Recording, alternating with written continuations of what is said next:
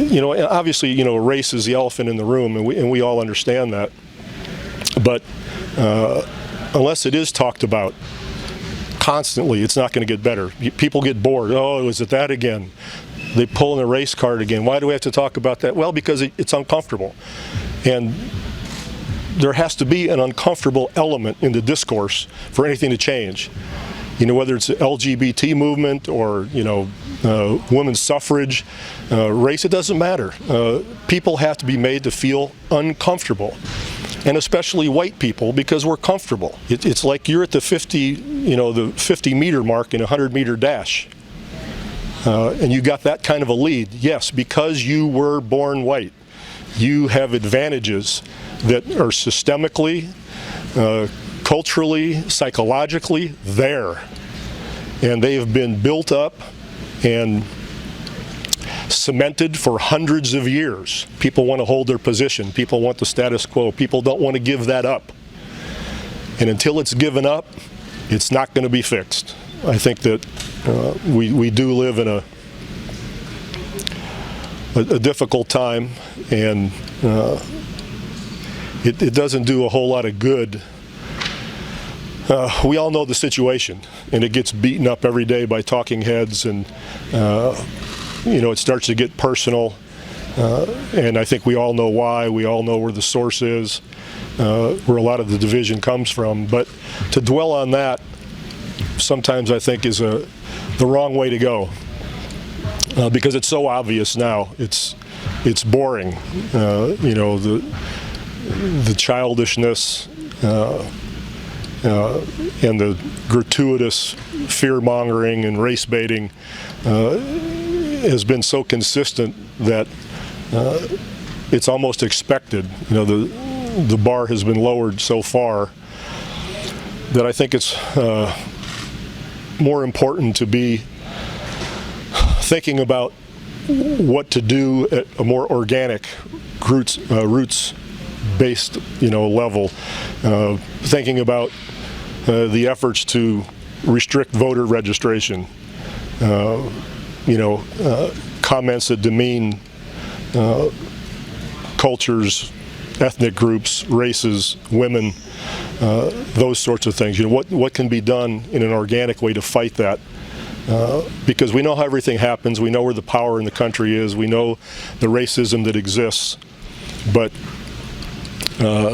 it's gone beyond that to the point where I'm more worried about and more confused by the people around our president. These are intelligent people who know exactly what's going on, who were basically very negative about his actions, but now it seems that it's condoned. And we saw it this weekend with his comments about people that should be fired or people that shouldn't be allowed to do this sort of thing. I wonder what the people think about who voted for him, where their line is, how much they can take, where does the morality and the decency kick in. And I understand very well, they didn't like their choice. Economically, a lot of people had a problem. And he was the right guy at the right time to tap into that mood. And people overlooked one hell of a lot to be able to pull that trigger and vote in that direction. But it was because they wanted change. They felt ignored. They actually thought something would happen that would aid them. But at what price is the question. And as we see the actions over and over and over again, one wonders what is in their heads, and have they come to the conclusion that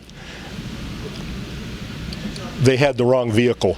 They might have had good ideas and good reasons why they wanted to go the way they went, but someone else that had a little bit more decency about how they approach other people and other groups might have served better. And that's what I worry about in the country. You wonder about if you live where you thought you lived. I just heard a comment this morning from a NASCAR owner and from Mr. Petty that just blew me away. Just blew me away. Where the owner described the fact that he would get the Greyhound bus tickets for anybody to leave and they'd be fired. And Mr. Petty, who said people who act the way we saw on Sunday, they should leave the country. That's where I live. I had no idea that I lived in a country where people would actually say that sort of thing. I'm not totally naive, but I think these people have been enabled by an example that we've all been given. And you've seen it in Charlottesville and on and on and on. That's not a surprise. Get over it. You know, what do we do to get it done? To go to the grassroots and not allow this to happen again. You know, our country's an embarrassment in the world. This is an individual who actually thought that when people held arms during the games that they were doing it to honor the flag. That's delusional. Absolutely delusional, but it's what we have to live with. So you got a choice. We can continue to bounce our heads off the wall with his conduct, or we can decide that the institutions of our country are more important, that people are more important, that the decent America that we all thought we had and want is more important, and get down to business at the grassroots level and do what we have to do. I guess that's enough for now. Hey, NBC News viewers, thanks for checking out our YouTube channel. Subscribe by clicking on that button down here and click on any of the videos over here to watch the latest interviews, show highlights, and digital exclusives. Thanks for watching.